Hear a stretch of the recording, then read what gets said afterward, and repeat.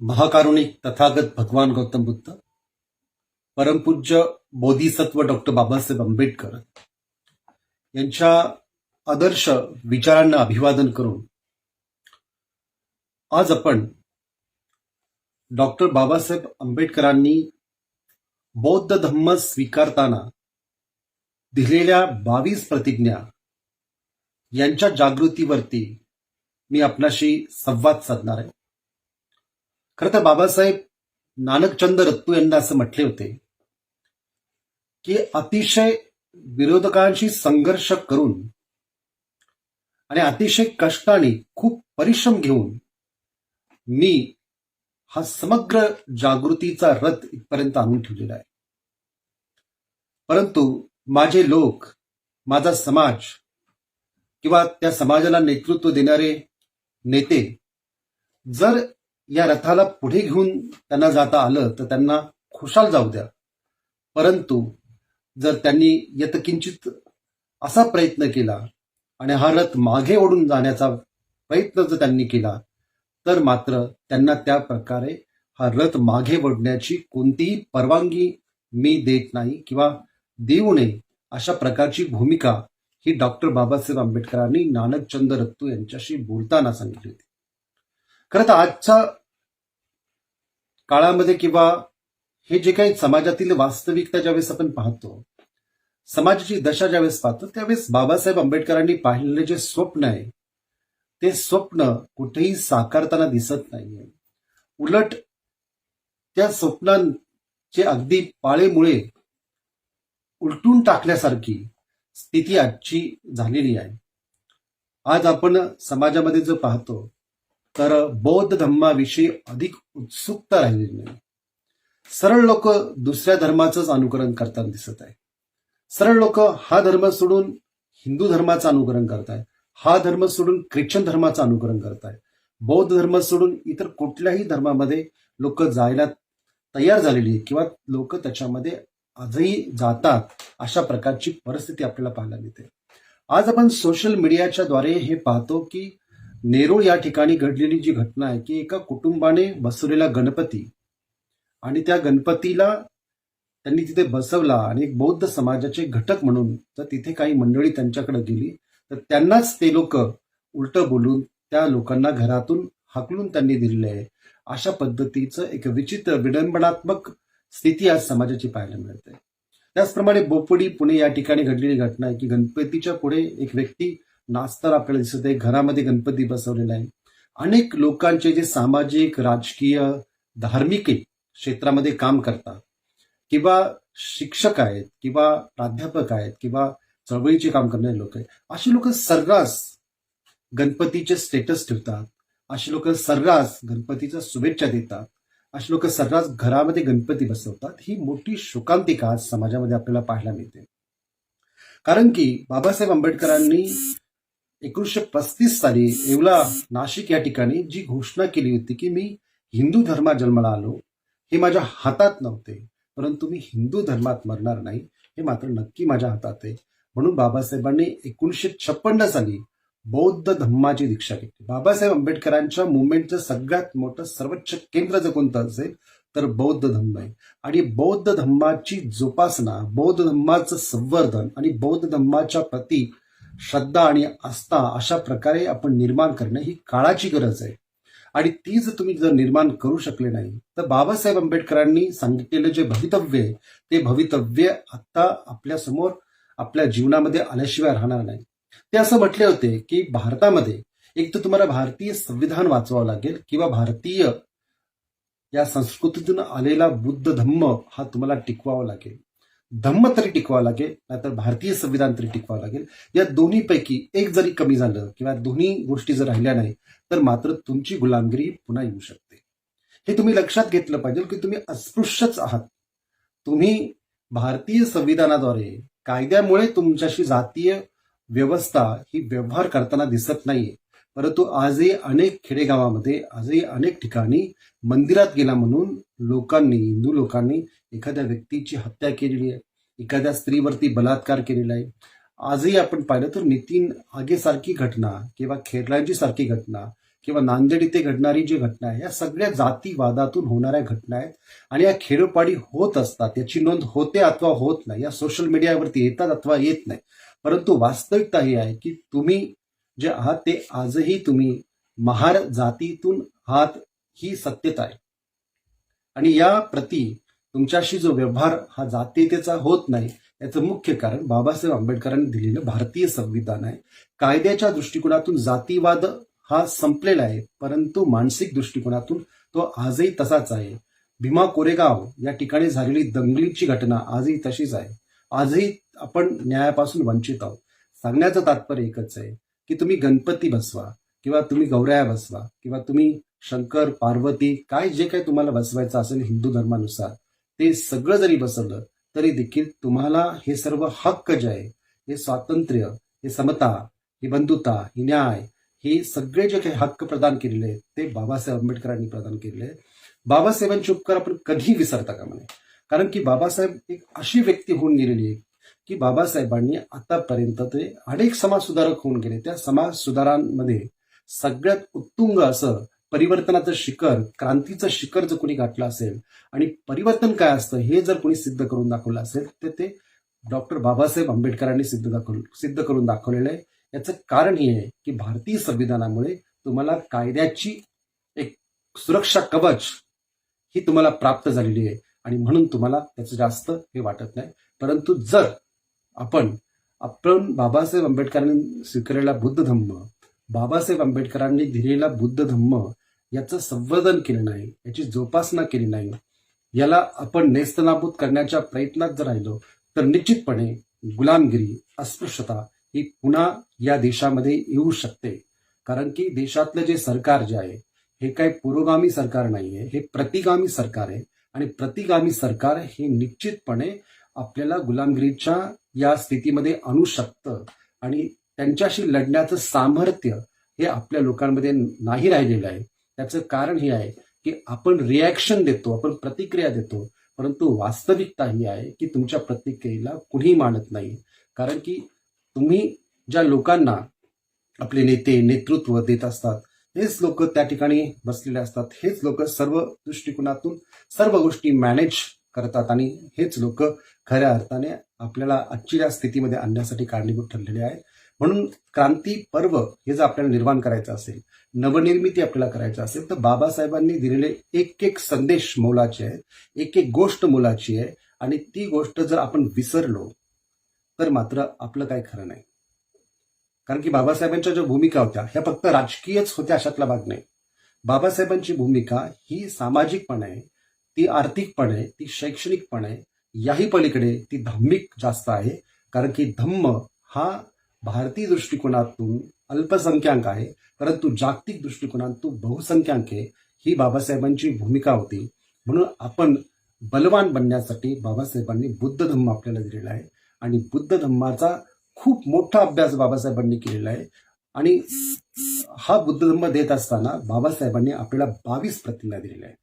या 22 प्रतिज्ञा इतक्या महत्वाच्या आहेत की त्या आजच्या काळामध्ये तितक्याच लागू आहेत. कारण की WhatsApp, Facebook, social media, YouTube याद्वारे आपल्याला असं भासवण्यात येतं की त्यातून जी लोक सांगतात, ती जी लोक बोलतात ते सर्व खरंच बोलत आहेत. कारण की मी आतापर्यंत सोशल मीडियावरती गणपतीच्या संदर्भातील अनेक लोकांची व्याख्यानं ऐकली. काही लोकांनी जे संदर्भ दिलेले आहेत ते सर्व संदर्भ फक्त शब्दाला पकडून आहेत, त्याच्या पाठीमागे कोणतंही संशोधन नाही आहे. गणपतीच्या बाबतीमध्ये अनेक लोक जे काही उदाहरणं सांगतायत किंवा जे काही बोलतात ते सगळं वरपांगी आहेत. कारण की गणपती ही एक पूर्णोक्त देवता या स्वरूपात त्यांना हिंदू धर्मात मानण्याची प्रथा आहे. ती बुद्ध धम्मामध्ये घुसडवण्यात आलेली आहे. बुद्ध धम्माचा त्याचा काहीच संबंध नाही. भारत हा गणराज्य देश होता किंवा सिद्धार्थ गौतम ज्या प्रदेशातून होते ते गणराज्य जे होतं त्या गणराज्याची स्थिती आणि गणपतीच्या बद्दल जे लोक सांगतात ती स्थिती याच्यामध्ये फार महदंतर आहे. जे बप्पमंगल उत्सवाच्या संदर्भात सांगतात, बप्पमंगल शब्द पकडून त्याच्याविषयी जर अधिक भाषण करणं किंवा त्याचं तर्क आपल्या तर्काच्या आधारे आपण सांगणं म्हणजे एक प्रकारचं आपलं अज्ञान सिद्ध करणं आहे. कारण की गणपतीचा आणि त्या बप्पमंगल उत्सवाचा काही संबंध नाही. परंतु सोशल मीडियावरती, युट्यूबवरती लोक गणपती बौद्ध धर्मात कसा होता, बुद्धांचंच ते नाव आहे असं प्रबोधनकार ठाकरेंचे लेख आहेत. परंतु प्रबोधन ठाकरेचे जरी लेख असले तर त्याच्यातलं संशोधन करणे ही मानसिक प्रवृत्ती आपल्यामध्ये असणे गरजेचे आहे. लेख कुणाचाही असो, परंतु त्याच्या अतिशय सखोल खोलामध्ये आपण जाणे, संशोधन करणे ही भूमिका आपण ठेवणे खूप गरजेचं आहे. आणि या प्रकारची भूमिका ही समाजामध्ये दिसत नाही. आपण जे येतं व्हॉट्सअपवरती ते फॉरवर्ड करत राहतो आणि याच्यामुळे मूर्खपणा, म्हणजे ज्याप्रमाणे आंधळ्यांची माळ असते, ज्याला आंधळाच लीड करत असतो, या पद्धतीने आपण सर्वजण एकमेकांना या पद्धतीने ते फॉरवर्ड करत असतो. गणपतीचा आणि बुद्ध धम्माचा कोणताही संबंध नाही. मुळातच देवता, ईश्वर या गोष्टीचा बुद्ध धम्माशी काही संबंध नाही. म्हणून बाबासाहेबांनी पहिली प्रतिज्ञा घेत असताना या पद्धतीने ती घेतली की मी ब्रह्मा, विष्णू, महेश यांना ईश्वर मानणार नाही आणि त्यांची पूजा अर्चा करणार नाही. बाबासाहेबांनी हीच प्रतिज्ञा का घेतली असेल? कारण की त्यांना माहिती होतं की ब्रह्मा, विष्णू, महेश या देवता ह्या वैदिक देवता आहेत आणि हिंदू धर्मामध्ये या देवतेचं उच्च असं स्थान आहे. आणि म्हणून बाबासाहेबांनी बौद्ध लोक ह्याच्यामध्ये सरमिसळ करू शकतात किंवा ब्राह्मण लोक हे विष्णू, ब्रह्मा, महेश हे बुद्ध धम्मातच आहे असं सांगू शकतात किंवा लिहू शकतात. म्हणून बाबासाहेबांनी या पद्धतीची प्रतिज्ञा ही पहिली घेतली. ही त्यांची तात्विक भूमिकेतली प्रतिज्ञा आहे. परंतु सर्वसामान्यांसाठी, तत्वज्ञान नाही तर सर्वसामान्यांसाठी जरी मंदिर वगैरे या सगळ्या गोष्टी असतात, मात्र सर्वसामान्यांना तात्विक भूमिका देण्यासाठी बाबासाहेबांनी ही पहिलीच प्रतिज्ञा घेतली. बाबासाहेबांनी बुद्ध धम्माचा स्वीकार करत असताना भिक्खू चंद्रमणी महादेव यांच्या हस्ते त्रिसरण पंचशील ग्रहण केलं आणि आपल्या अनुयायांना स्वतः बाबासाहेबांनी आपण स्वतः तयार केलेल्या प्रतिज्ञा त्यांना दिल्या. म्हणजे हे फार मोठं ऐतिहासिक पाऊल हे बाबासाहेबांनी उचललं. कारण की जगामध्ये असा कोणताच बौद्ध भिक्षू किंवा असा कोणताच बौद्ध धम्म प्रचारक होऊन गेलेला नाही की त्यांनी बुद्ध धम्माची स्वीकार करत असताना, दीक्षा घेत असताना ऍडिशन अशा काही प्रतिज्ञा त्या ठिकाणी दिलेल्या आहे. बाबासाहेब हे एकमात्र व्यक्ती आहेत की ज्यांनी बुद्ध धम्माची खूप भविष्य काळापर्यंत तो बुद्ध धम्म कसा टिकेल या दृष्टिकोनातून बाबासाहेबांची तात्विक मांडणी या प्रतिज्ञेतून आपल्याला पाहायला मिळते. दुसरी गोष्ट, मी राम, कृष्ण यांना ईश्वर मानणार नाही, त्यांची मी पूजा करणार नाही.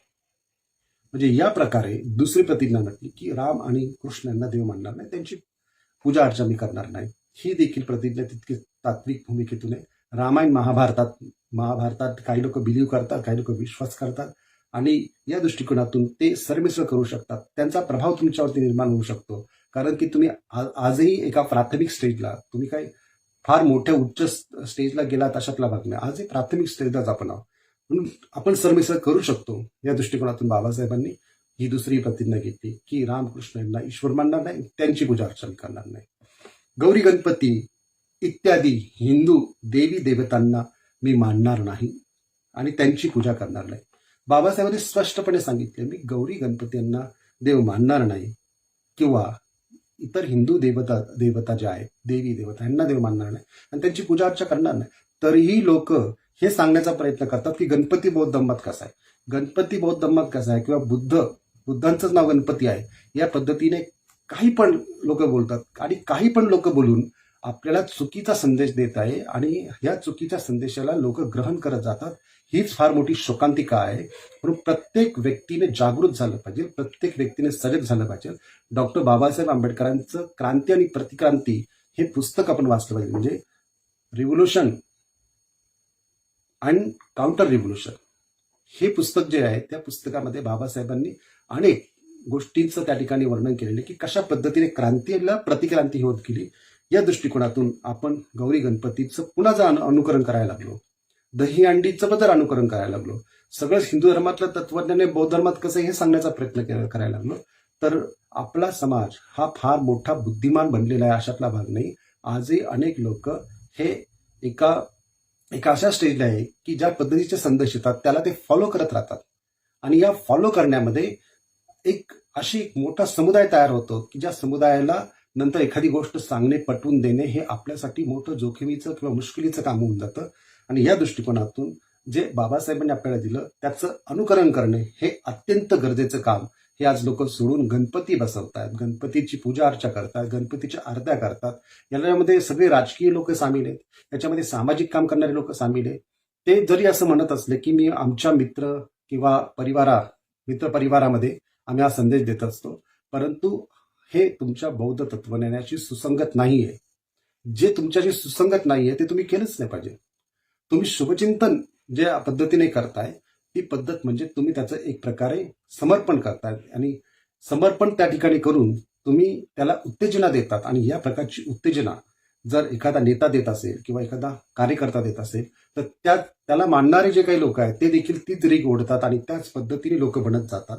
या दृष्टिकोनातून कोणत्याही धार्मिक व्यक्ती असेल किंवा सामाजिक काम करणारा व्यक्ती असेल, राजकीय काम करणारा व्यक्ती असेल किंवा नोकरदार असेल किंवा न काम करणारा असेल, यांनी याची जाण हे ठेवणे खूप गरजेचं आहे की आपण 22 प्रतिज्ञा सोडून कोणतेही अशा प्रकारचं काम करता कामा नये जेणेकरून आपला समाज जो आहे आपला आंधळेपणाने अनुकरण करेल.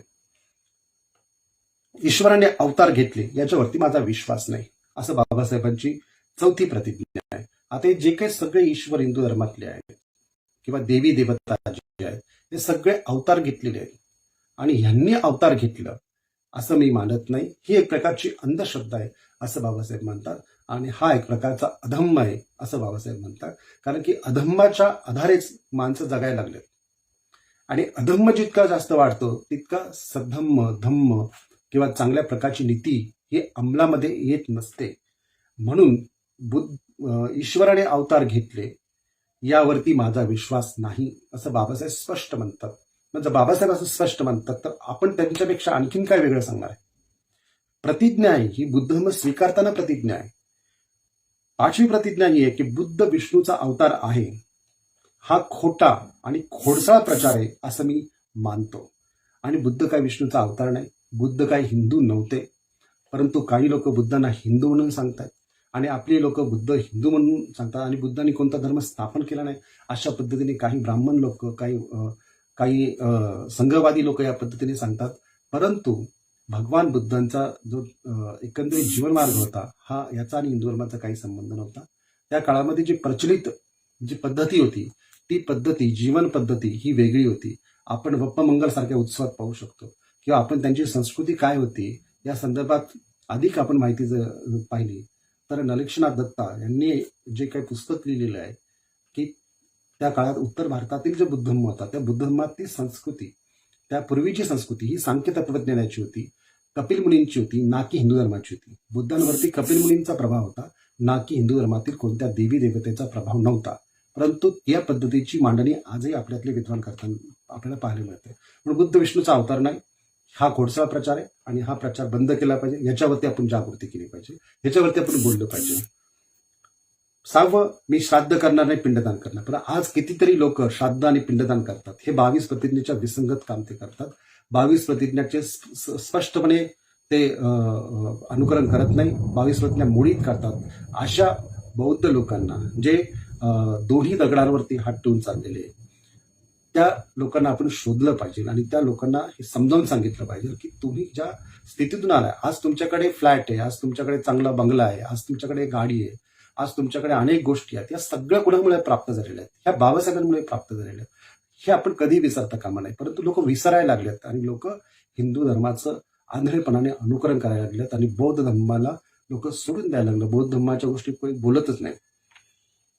त्याचप्रमाणे 7वी प्रतिज्ञा आहे की बौद्ध धर्माच्या विसंगत मी असं कोणतंच आचरण करणार नाही. बौद्ध धर्माच्या विसंगत असं कोणतं आचरण, बुद्ध धर्म जो आहे हा 3 रत्नांना मानतो. बुद्ध धम्म आणि संघ या 3 रत्नांच्या प्रती आपण शरणगमन करतो. या 3 रत्नांच्या नुसार आपण पंचशिलाचं पालन करतो.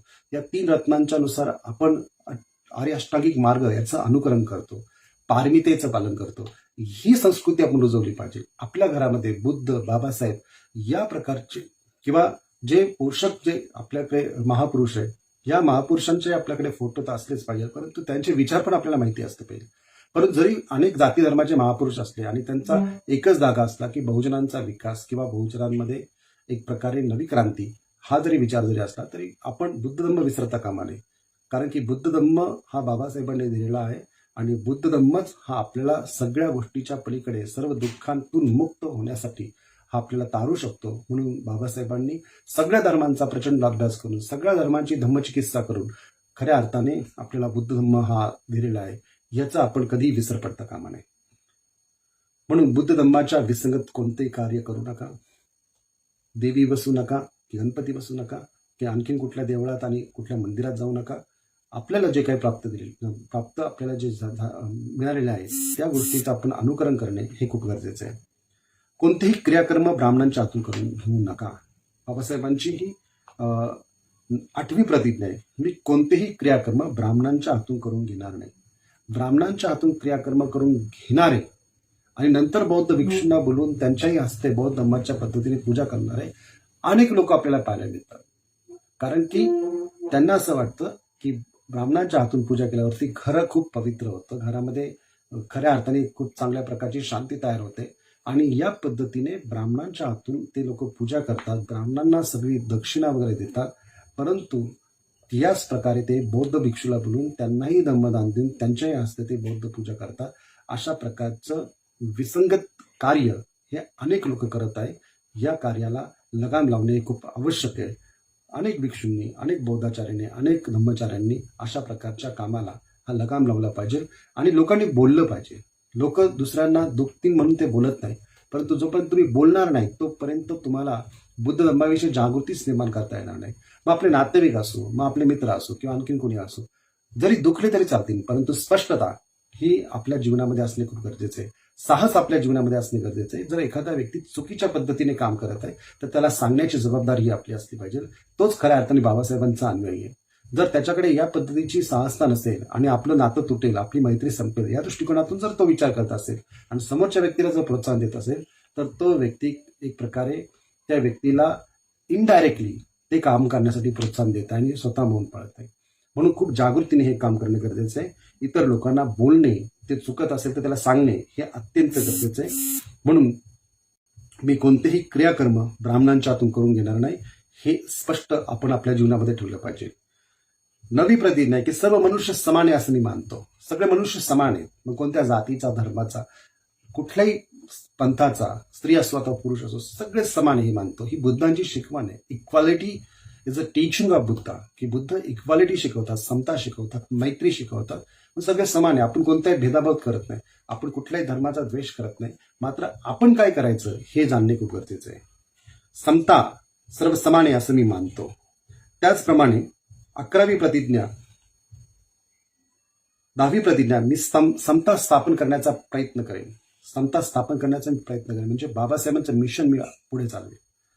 भगवान बुद्ध यांच्या अष्टांग मार्गाचा मी पालन करेन. जे भगवान बुद्धांनी सांगितलेला अष्टांग मार्ग जो आहे की ज्याच्यामध्ये शील आहे, ज्याच्यामध्ये समाधी मार्ग आहे, ज्याच्यामध्ये प्रज्ञाप्राप्ती आहे, या मार्गाचं मी पालन करेन. ज्याच्यामध्ये सम्यक दृष्टी आहे, ज्याच्यामध्ये सम्यक संकल्प आहे, ज्याच्यामध्ये सम्यक वाचा आहे, सम्यक कर्म आहे, सम्यक आजीविका कशी ठेवायची ती पद्धती आहे, सम्यक स्मृती आहे, सम्यक व्यायाम आहे, सम्यक समाधी आहे, ज्याच्यामध्ये शील, समाधी आणि प्रज्ञा या तिन्ही गोष्टीचा अंतर्भाव आहे. या गोष्टीचं मी पालन करेन म्हणजे आर्याष्टांगी मार्गाचं पालन करेन. भगवान बुद्धांनी सांगितलं 10 पारमितेचं पालन करेन. 10 पारमिता म्हणजे पूर्णत्वाच्या अवस्था. दान, शील, नैष्कर्म्य म्हणजे त्याग, शांती, अधिष्ठान, अशा त्या 10 पारमिता आहे. सत्य, त्याचप्रमाणे करुणा, मैत्री, अशा पद्धतीने ह्या माणसाचे जे गुण आहेत एक एक गोष्टीतले त्याच्या मी पूर्णता सिद्ध करेन. म्हणून पारमिता म्हणजे पूर्णत्वाच्या अवस्था, जीवनातील पूर्णत्व साध्य करणे हा धम्म आहे. आणि हा धम्म प्राप्त करण्यासाठी आपल्याला पारमितेचा मार्ग हा पत्करावा लागतो. म्हणून बाबासाहेब म्हणतात की पारमितेचा अभ्यास करेन. म्हणून अनेक लोकांनी पारमिता आपल्या जीवनामध्ये पारमितेचा अभ्यास केला पाहिजे. परंतु आपल्याला पारमितेचा अभ्यास करताना कोणी दिसतही नाही, आर्य अष्टांगी मार्गाचा अभ्यास करताना कोणी दिसत नाही. अभ्यासाचा अर्थ पालन करणे, साधना करणे. 13वी प्रतिज्ञा, मी सर्व प्राणी मात्रांवरती करुणा करेल, त्यांचं लालन पालन करेल. म्हणजे सगळ्यांवरती मी करुणा करेल. करुणा याचा अर्थ काय? सर्वांच्या प्रती दुःखमुक्तीची भावना ही माझ्या मनामध्ये असेल. म्हणजे सर्वांच्या प्रती दुःखमुक्तीची भावना असेल तर त्या दृष्टिकोनातून मी त्यांचं लालन पालन किंवा त्यांच्याशी त्या प्रकारचं सौधार्य साधेल. मी चोरी करणार नाही, मी व्यभिचार करणार नाही, मी खोटं बोलणार नाही, मी कोणत्याही मादक पदार्थाचं म्हणजे मद्य किंवा नशेली जे काही पदार्थ आहे त्यांचं सेवन करणार नाही. या प्रकारचे हे पंचशिलाचा मार्ग बाबासाहेबांनी या प्रतिज्ञेमध्ये अंतर्भूत केलेला आहे. म्हणून 14वी, 15वी, 16वी, 17वी ह्या प्रतिज्ञा ज्या आहेत ह्या कोणत्या प्रतिज्ञा आहेत तर पंचशिलाचं पालन कसं करायचं याच्या संदर्भातल्या प्रतिज्ञा आहे. 18वी प्रतिज्ञा आहे की मी ज्ञान, शील, करुणा इत्यादी बौद्ध धर्मातील 3 तत्वांची सांगड घालून मी माझं जीवन चालवेन. म्हणजे ज्ञान म्हणजे प्रज्ञाशील करुणा याची सांगड घालून मी माझं जीवन चालवेन. आणि मी मनुष्य मात्रासाठी हानिकारक असणाऱ्या आणि मनुष्य मात्राला असमान नीच लेखणाऱ्या आपल्या जुन्या हिंदू धर्माचा त्याग करतो आणि बौद्ध धर्माचा स्वीकार करतो. हे 1956 साली घेतलेली दीक्षा आहे. आणि आजही लोक ह्या प्रतिज्ञेला विसरून हिंदू धर्मातील या देवी देवतांचं अनुकरण करत असताना आपल्याला पाहायला मिळतंय. किती मोठी शोकांतिका आहे. म्हणून आपण त्याग का केलेला आहे, या धर्माचा त्याग का केलेला आहे, बौद्ध धर्माचा स्वीकार का केला आहे, निदान याची तरी आपण जाणीव ठेवणे आवश्यक आहे आणि या प्रतिज्ञेचं आपण पालन करणे खूप आवश्यक आहे. मी विश्वासपूर्वक हे सांगतो की बुद्ध धर्मच एक मात्र सधर्म आहे अशी माझी खात्री पटलेली आहे. बुद्ध धर्मच एक प्रकारचा सधर्म आहे अशी माझी खात्री पटलेली आहे. माझा नवीन जन्म होत आहे असं मी मानतो.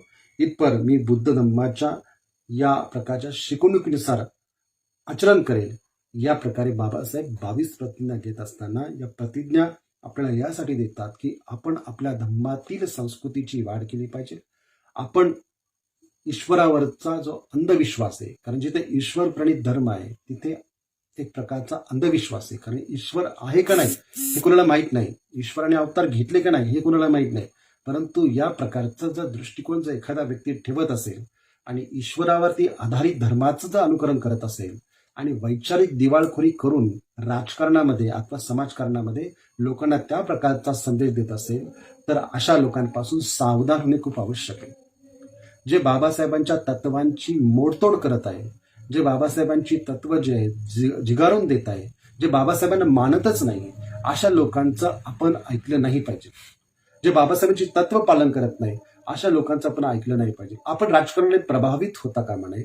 आपण समाजकारण, कारण बाबासाहेब असं म्हणतात की राजकारणाचा उपयोग हा समाजामध्ये सत्ता निर्माण करण्यासाठी आहे, जे देशात सत्ता घेण्यासाठी आहे, पण सत्तेच्या आधारे सामाजिक आणि आर्थिक समानता निर्माण करण्यासाठी त्याचा उपयोग करणे गरजेचे आहे. शैक्षणिक ही वाढ निर्माण करण्यासाठी त्याचा उपयोग करणे गरजेचे आहे. बाबासाहेबांच्या विचारामध्ये चराचरामध्ये करुणा आणि मैत्री भरलेली आहे. बाबासाहेब ज्या पद्धतीने आपल्या समाजाला एका उच्च संस्कृतीमध्ये घेऊन जाण्याचा प्रयत्न करतात, एका उच्च विचारामध्ये घेऊन जाण्याचा प्रयत्न करतात, तर तो उच्च विचार, ती उच्च जीवन पद्धती, ते उच्च धम्माचं तत्वज्ञान याच्यामध्ये आपण जाणे खूप गरजेचे आहे. कारण की या धम्माकडे आकृष्ट होणारे लोक म्हणजे अल्बर्ट आईन्स्टाईन किंवा निकोला टेस्ला किंवा जगामध्ये झालेले मोठे मोठे तत्वज्ञ, हे सर्व लोक बुद्ध धम्माकडे आकृष्ट झालेले आहेत. त्यांनी बुद्ध धम्म स्वीकारलेला पण आहे. आजही तुम्ही पाहिलं तर जगातले जितके मोठे मोठे विद्वान जे आहेत ते बुद्ध धम्माकडे आकृष्ट होऊन बुद्ध धम्म स्वीकारतात. आज जगामध्ये विज्ञानाचा विकास जो झालेला आहे तो विकास होत असताना हे लोक निक्षून सांगतायत की बुद्धांनी ऑलरेडी हे सगळं त्यांच्या धम्मामध्ये सांगितलेलं आहे. मग इतकं मोठं उत्तुंग धम्म संस्कृती आपल्याकडे असताना ती सोडून जी संस्कृती जातीवाद शिकवते, जी संस्कृती अंधश्रद्धा शिकवते, जी संस्कृती वेगवेगळ्या पद्धतीने आपल्याला गुंतवून ठेवते आणि आपली जी उन्नती आहे ती उन्नती होऊ देत नाही, त्या संस्कृतीची आपण जोपासना काय करायची, ते आपण सोडून देणे खूप गरजेचं आहे. 2000 पर्यंत लोक या प्रकारचं व्याख्यानं देत होती, प्रवचनं देत होती, परंतु 2000च्या नंतर लोकांमध्ये या पद्धतीची वृत्ती दिसून येते. जेव्हापासून आपण अनेक सर्व समाजामध्ये मिक्स होत गेलेलो आहोत तेव्हापासून आपण आपला धर्म सोडून इतरांच्या धर्माबद्दल आपण सांगत बसतो. त्यामुळे आपल्या धर्मातील जे ज्ञान आहे त्या ज्ञानाचा विकास आपल्याकडे झालेला पाहायला आपल्याला मिळत नाही. आपलं अनुकरण त्या पद्धतीने पाहायला आपल्याला मिळत नाही. आणि लोक या दृष्टिकोनातून प्रभावित होऊन कोणती कृती, कोणतेही कार्य कशा पद्धतीने काही पण करायला लागलेले आहेत हे आपण जाणणे खूप आवश्यक आहे. की लोकांची साध्या ज्या काही घरामध्ये पूजा अर्चा ज्या असतात किंवा बुद्ध धर्माच्या नुसार जे काही संस्कार विधी असतात त्या संस्कार विधी पण लोक खूप जाणीवपूर्वक बौद्ध धर्माची श्रद्धा ठेवून करतात अशातला भाग नाहीये. बरेच लोक करायचं म्हणून करतात, काही लोक करतही नाही, काही लोक त्या संस्कृतीला मानतच नाही. अशा पद्धतीची वृत्ती तयार झालेली आहे. या वृत्तीला आपण काढून टाकण्यासाठी आपण सगळ्यांनी जागृत होणे आवश्यक आहे. या 22 प्रतिज्ञांचा जागर करणे खूप आवश्यक आहे. याच्यावरती बोलणे खूप आवश्यक आहे. भले तुमचा मित्र दुखेल किंवा परंतु त्या मित्राला परिवर्तित करण्याचं सामर्थ्य हे आपल्यामध्ये असणं गरजेचं आहे. त्या प्रकारची वैज्ञानिक दृष्टी ही आपल्यामध्ये निर्माण होणे गरजेचं आहे. आणि या दृष्टिकोनातून आपण सातत्याने बुद्ध धर्माच्या प्रचार आणि प्रसारासाठी झटणे आवश्यक आहे. बाबासाहेबांनी दी बुद्धिस्ट सोसायटी ऑफ इंडियाची स्थापना केल्यानंतर आपल्या पुढे जी काही त्या बुद्धिस्ट सोसायटी इंडियाच्या माध्यमातून त्यांनी ज्या काही घटना त्याची जी दिली होती, त्या घटनेमध्ये जे जे काही सांगितलं होतं त्या गोष्टीचा आपण वाढ करणे खूप गरजेचं आहे. आणि ही वाढ करण्यासाठी आपल्याला सर्वप्रथम हे लक्षात घेतलं पाहिजे की भारतामध्ये बुद्ध धर्माचा प्रचार झाला पाहिजे. ही त्याची पहिली भूमिका जी आहे ही बाबासाहेबांनी त्या काळामध्ये स्पष्ट केली की भारतात बुद्ध धर्माचा प्रचार करणे हे सगळ्यात महत्वाचं कर्तव्य, उद्दिष्ट हे दी बुद्धिस्ट सोसायटी ऑफ इंडियाच्या घटनेमध्ये सांगितलेलं आहे. बुद्ध विहार निर्माण करणे हे दी बुद्धिस्ट सोसायटी ऑफ इंडियाचं दुसरं उद्दिष्ट आहे. पण अशी बुद्धविहार बांधू नका की कोणीतरी राजकीय व्यक्ती तो बांधून देतो आणि त्या राजकीय व्यक्तीच त्या विहाराचा वापर त्याच्या बैठका घेण्यासाठी करत असतो. असं अनेक ठिकाणी घडत आहे. आज समाजामध्ये मोठी मोठी विहार आहेत. पूर्वीच्या काळामध्ये छोटी छोटी विहार होती, पत्र्याची विहार होती, परंतु लोक एकत्र येत होती, लोक एकत्र बसत होती, लोक व्याख्यानं प्रवचनं ऐकत होती. परंतु आता मोठी विहार असून देखील लोक त्या ठिकाणी येत नाही. इतकी मोठी शोकांतिका आहे.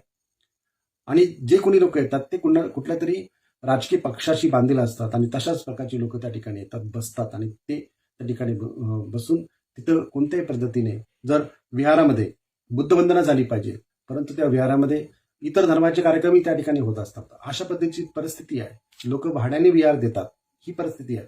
म्हणून बुद्ध वंदना यासाठी आपण विहार बांधणे आवश्यक आहे. तिथं बुद्ध संस्कृती दिसली पाहिजे आणि त्या दृष्टिकोनातून आपण सातत्याने प्रयत्न करणे गरजेचे आहे. धार्मिक व तत्वज्ञानाच्या विषयासाठी शाळा आणि महाविद्यालय स्थापन करणे गरजेचे आहे. हे फार मोठं उद्दिष्ट बाबासाहेबांनी दिलं होतं की धम्माचा अभ्यास करण्यासाठी, त्याच्या तत्वज्ञानाचा अभ्यास करण्यासाठी शाळा आणि महाविद्यालय देखील त्या प्रकारचे स्थापन करणे गरजेचे आहे. इतर धर्मामध्ये या प्रकारच्या शाळा आहेत, मदरसे आहेत किंवा या पद्धतीच्या आपण जर पाहिलं तर वेद पाठशाळा आहेत किंवा आश्रमशाळा आहेत, परंतु बुद्ध धर्माच्या अशा प्रकारच्या शाळा आणि महाविद्यालय नाही आहेत. आणि जरी असलं तर त्या ठिकाणी वेगळ्याच पद्धतीने जो महाराष्ट्र गव्हर्नमेंटचा सिलेबस तेवढा शिकवला जातो, बुद्ध धर्माच्या बाबतीमध्ये त्या ठिकाणी शिकवलं जात नाही.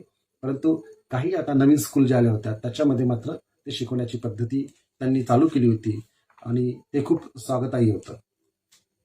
चौथं जे त्याचं उद्दिष्ट आहे अनाथ आश्रम काढणे, काढणे, सहाय्यक केंद्र काढणे. अनाथ आश्रम काढणे गरजेचे, दवाखाने काढणे म्हणजे सेवाभावी संस्था निर्माण करणे गरजेचे आहे. या दृष्टिकोनातून बाबासाहेबांनी चौथं उद्दिष्ट सांगितलं होतं. बुद्ध धर्माच्या प्रचार प्रसारासाठी पूर्ण वेळ कार्यकर्ते माणसं तयार करणे गरजेचे आहे. पूर्ण वेळ या प्रकारची माणसं तयार करणे गरजेचे आहे की जे बुद्ध धर्माचा प्रचार आणि प्रसार करू शकतील. बौद्ध धर्म प्रशिक्षण शिबिर चालवणे गरजेचे आहे. सर्व धर्मांचा तुलनात्मक अभ्यास करण्यास देखील प्रोत्साहन दिलं पाहिजे, कारण की इतर धर्मामध्ये काय आहे आणि काय नाही आहे हे देखील आपल्याला माहिती असले पाहिजे. कारण की उद्या जर त्या पद्धतीची चर्चा झाली तर दोन्ही धर्मातलं तत्वज्ञान तुलनात्मकरित्या आपल्याला सांगता आलं पाहिजे. बौद्ध वाङ्मयाचे प्रकाशन हाती घेतलं पाहिजे. सर्वसाधारण माणसापर्यंत बौद्ध धर्माची खरी शिकवणूक पोहोचवण्यासाठी हस्तपत्रके आणि पुस्तिका वाटल्या पाहिजे. लोकांपर्यंत बुद्ध धर्म हा पोहोचला पाहिजे. ही जागृती कमी झाल्यामुळे आज धम्माची एक प्रकारची स्थिती ग्लानी आल्यासारखी, म्हणजे एक डिक्लाईन स्थिती तयार झाल्यासारखं झालं आहे. कारण की व्हॉट्सअप, फेसबुकद्वारे आपल्याला दिसतंय, परंतु वास्तविकतेमध्ये वेगळं आहे. म्हणून गरज पडल्यास भिक्षूंचा नवा संघ तयार करणे गरजेचं आहे. बुद्ध धर्माच्या प्रचारात प्रकाशनाचे कार्य पार पाडण्यासाठी मुद्रणालय किंवा प्रिंटिंग प्रेस चालवणे गरजेचं आहे. बंधुभाव संवर्धन कार्यातील एकजूट यासाठी भारतीय बौद्धांचे मेळे आणि परिषदा भरवणे गरजेचे आहे. ही जी उद्दिष्ट आहे, ही जी 10 उद्दिष्ट आपण साकार करण्यासाठी सातत्याने प्रयत्नशील राहणे गरजेचे आहे. कारण की आज जरी बौद्ध धर्म हा विखुरल्या स्वरूपात जरी असला, त्याला जरी कायद्याची संहिता नसली, परंतु भविष्य काळामध्ये तो एक ऑर्गनाइज धर्म बनवू शकतो. आणि ऑर्गनाइज धर्म बनणे म्हणजे त्याला त्याचे स्वतःचे कोड कंडक्ट तयार होणे आणि मग लोकांना या प्रकारची मुभा नाही भेटणार की या धर्मातून ते दुसऱ्या धर्मात उड्या मारतील, दुसऱ्या धर्मातून ते तिसऱ्या धर्मात उड्या मारतील. एक प्रकारचं त्याला कोड ऑफ कंडक्ट ज्यावेळेस तयार होईल, त्याचा पर्सनल लॉ तयार होईल किंवा एक ऑर्गनाइज धर्म तयार होईल, तर मात्र फार मोठी संख्येने आपण या बुद्ध धर्मामध्ये असणे गरजेचे आहे. त्याचप्रमाणे बाबासाहेबांनी आता सध्या जो उत्सव चाललेला आहे, या उत्सवाच्या संदर्भात क्रांती आणि प्रतिक्रांती या त्यांच्या ग्रंथामध्ये ब्रह्मजल सूत्रातील काही गोष्टी याबद्दल त्यांनी माहिती सांगितलेली आहे. ती या प्रकारे सांगतात की ब्राह्मण मजा मारीत असलेल्या 16 प्रकारच्या नाच गाण्यांच्या प्रकारांचे त्यांनी वर्णन त्या ठिकाणी केलेले आहे. धर्माच्या नावाने छंद म्हणून जोपासलेल्या 18 प्रकारच्या खेळ करमणुकींचे वर्णन त्या ठिकाणी केलेले आहे. धर्माच्या नावाने जोपासलेल्या 19 प्रकारच्या विलासांचे आणि शयन सणांचे त्यांनी त्या ठिकाणी वर्णन केलेले आहे. धर्माच्या नावाने मिळकतीसाठी करीत असलेल्या भविष्यवादी कथनाच्या 30 प्रकारच्या नीच व अंधविश्वासी धंद्यांचे त्यांनी त्या ठिकाणी वर्णन केलेले आहे. ग्रहावरून करावयाच्या 15 प्रकारच्या फसवणुकीच्या धंद्यांचे, लोकांच्या लोभाला खतपाणी घालीत फसवणुकीसाठी करावयाच्या 20 प्रकारच्या पूजा आणि त्याच्या अर्थजनाचे, त्याच्या पूजा अर्चेचे, अर्पणविधीचे आणि एकंदरीत त्या नावाने लुटमार करायच्या 25 प्रकारच्या नीच कर्मकांडांची उदाहरणे त्यांनी दिलेली आहेत. म्हणजे क्रांती आणि प्रतिक्रांतीमध्ये बाबासाहेबांनी हे स्पष्टपणे सांगितलेले की कशा पद्धतीने ब्राह्मणांनी त्यावेळेस हे सगळे सणवार याची निर्मिती केली आणि कशा पद्धतीने लोकांना अंधश्रद्धाळू बनवून ठेवलं याची यादीच त्यांनी स्पष्ट केलेली आहे. ती एकदा आपण सगळ्यांनी पाहणे गरजेचे आहे. कारण की बुद्ध धम्म समजून घेत असताना बाबासाहेबांची 2 ग्रंथ वाचणे खूप गरजेचे आहे. एक क्रांती आणि प्रतिक्रांती, आणि दुसरं दि बुद्धा अँड कार्ल मार्क्स. हे पुस्तक जर वाचलं तर आपल्याला दि बुद्धा आणि धम्मा हे कोणत्या हेतून लिहिले ते त्यांना स्पष्ट करता येतं. आणखीन सगळ्यात महत्वाची घटना की राजा मिलिंद ज्यावेळी भिक्षू नागसेन यांना विचारतो की धम्माला ग्लानी येण्याची कारणं कोणती आहे, त्यावेळी भिक्षू नागसेन यांनी सांगितलं की पहिलं कारण हे आहे की धर्म कच्चा असतो आणि धर्माच्या मूळ तत्वात गर्भित अर्थ नसतो. तो कालिक असतो आणि काळाप्रमाणे तो बनत जातो. म्हणजे काळात ज्या काळातील जी लोक जशी आहेत त्या काळाप्रमाणे ते लोक त्यांच्या मनाप्रमाणे अर्थ काढून त्याचं अनुकरण करत राहतात. अशा प्रकारच्या धर्माला ग्लानी येते. दुसरं कारण हे सांगितलं की धम्म प्रचार करणारे विद्वान लोक नसतील तर धर्माला ग्लानी येते.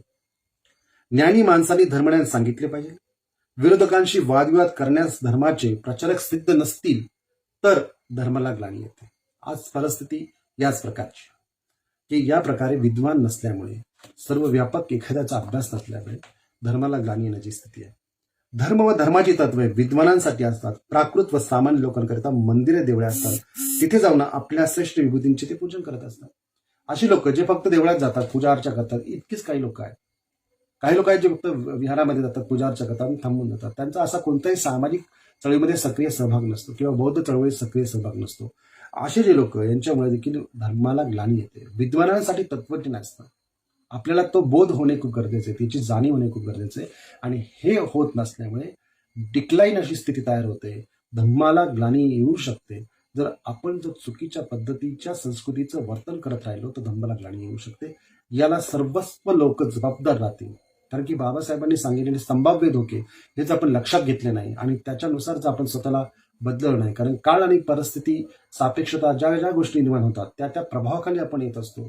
परंतु या प्रभावाखाली न येता डॉक्टर बाबासाहेब आंबेडकरांनी दिलेले दिशादर्शक हे आपल्या सोबत जर असेल तर निश्चितपणे समाजामध्ये एक नवी दिशा, नवी क्रांती आपल्याला करता येऊ शकते. आणि यासाठी सातत्याने आपण प्रयत्नशील असणे गरजेचे आहे. कारण की आपण इतरांना, नव्या पिढीला आणि आपल्या अवतीभोवती असणाऱ्या प्रत्येक व्यक्तीला या दृष्टिकोनातून प्रबोधन करणे हे गरजेचं आहे. आणि त्या प्रबोधनाची आपली एक वेगळी मॅच्युरिटी निर्माण करणे गरजेचं आहे. एक वेगळी संस्कृती तयार करणे गरजेचं आहे. आणि ही जोपर्यंत होत नाही तोपर्यंत येणारा भविष्यकाळ हा आपल्यासाठी फार मोठा एक धडा देणारा असेल. पुन्हा ती स्थिती येऊ नये, पुन्हा अस्पृश्यता येऊ नये. कारण की काही साहित्यिक, काही लेखक, काही विद्वान अशा पद्धतीने लेखन करतात की ज्याच्यामध्ये आपण दलित असंच वाटतं. आपण दलित ही आयडेंटिटी 1956 साली सोडून दिलेली आहे. जे पूर्वाश्रमीचे महार होते ते बौद्ध बनलेले आहेत आणि बौद्ध बनल्यानंतर बाबासाहेबांनी दिलेल्या 22 प्रतिज्ञांचं अनुकरण करणे हे खूप मोठी आणि काळाची गरज आहे. बुद्ध धम्म प्रस्थापित करणे ही काळाची गरज आहे. बुद्ध धम्माची संस्कृती जोपासणे, संवर्धित करणे ही काळाची गरज आहे. आणि त्याचा प्रचार आणि प्रसार करणे ही देखील काळाची गरज आहे. ह्याला सोडून जर आपण वागत असू तर मात्र आपलं भविष्यकाळ हा धोक्यात आल्याशिवाय राहणार नाही. शेवटी धम्म वाचवावा लागेल. धम्म जर नाही वाचला तर आपली पुन्हा त्याच प्रकारची स्थिती येण्याची शक्यता आहे. कारण की भारतीय संविधान ज्या लोकांच्या हातात आहे, जी लोक त्या भारतीय संविधानाचे त्यांच्या मनाप्रमाणे अर्थ करतात किंवा बाबासाहेबांनी सांगितलेल्या भाकिताप्रमाणे की चुकीच्या लोकांच्या हातात संविधान पडलं तर ते संविधान हे आपल्यासाठी देखील नाशक ठरू शकतं. अशा प्रकारची परिस्थिती असताना आपण धम्म किती वाढवणे गरजेचे आहे, आपण भारतीय संविधान टिकवणे किती गरजेचे आहे आणि त्याचा आपल्या जीवनामध्ये खऱ्या अर्थाने बोध निर्माण करणे खूप गरजेचे आहे.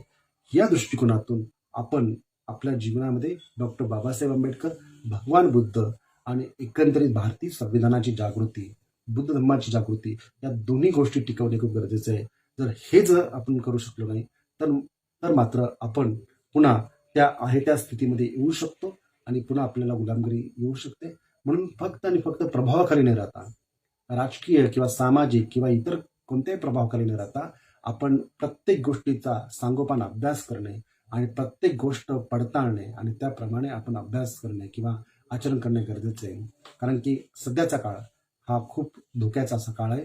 कारण की 22 तत्त्वज्ञांची पायमल्ली म्हणजे बुद्ध धर्माची पायमल्ली आहे, बाबासाहेबांच्या विचाराची पायमल्ली आहे असं मी मानतो. जी लोक या पद्धतीने वर्तन करतात आणि या पद्धतीने जसं बाबासाहेब म्हटले होते की तुमच्या गळ्यामध्ये ज्याप्रमाणे गायीच्या गळ्यामध्ये लोढणं घालतात त्या पद्धतीने मी तुमच्या गळ्यामध्ये लोढणं टाकत नाही. तुमच्या बुद्धीला पटला तरच हा धम्म स्वीकारा, तुमच्या बुद्धीला पटला नाही तर हा धम्म स्वीकारू नका. तुम्ही जे कोणी आहात त्या धर्मामध्ये राहा, मात्र या धर्मातून त्या धर्मातून त्या धर्मातून या धर्मात अशा पद्धतीने तुम्ही हे जे शुद्ध पाणी जे बाबासाहेबांनी तयार केलेले ते नासवण्याचं काम करू नका. इतकंच या निमित्ताने मी सांगेल. आणि जे लोक या पद्धतीने वर्तन करतात त्या सर्वांना बाबासाहेबांच्या विचाराने, बुद्धांच्या विचाराने सुबुद्धी हो आणि ते परिवर्तित हो, हीच एक प्रकारची आशा या निमित्ताने करतो. आणि 22 प्रतिज्ञांचा जागर हा प्रत्येकाने करावा ही मनोकामना करतो. धन्यवाद. जय भीम.